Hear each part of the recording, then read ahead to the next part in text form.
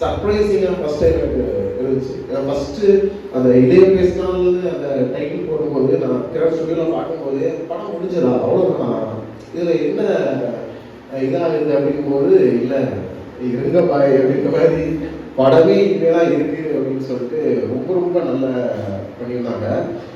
இந்த படத்தில் ஹியூமனிட்டி இதெல்லாம் தாண்டி ஒரு டேரக்டராக இவர் வந்து எல்லாத்தையுமே வந்து சூப்பராட்டு வேலை வாங்கியிருந்தாரு. ஸோ அந்த போலீஸாக நடித்த அந்த அண்ணாவாக இருக்கலாம், ரொம்ப நல்லா பண்ணியிருந்தாங்க. அவர் கண்ணில் வந்து பண்ணியிருந்தாங்க.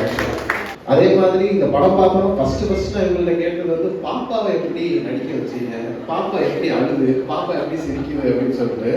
ஸோ அது ரொம்ப யூனிவர்சலான ஒரு ஆன்சரை சொன்னாங்க. ஒன்றும் இல்லைங்க, ஃபோனை கொடுத்தோம் சிரிச்சாங்க, ஃபோனை கொடுக்கணும் அழுதானே எடுத்து அப்படின்னாங்க. ஸோ இந்த மாதிரி வந்து பல யுத்திகள், அதாவது இவரெல்லாம் சாதாரண ஆட்கள் கிடையாது அப்படிங்கிறது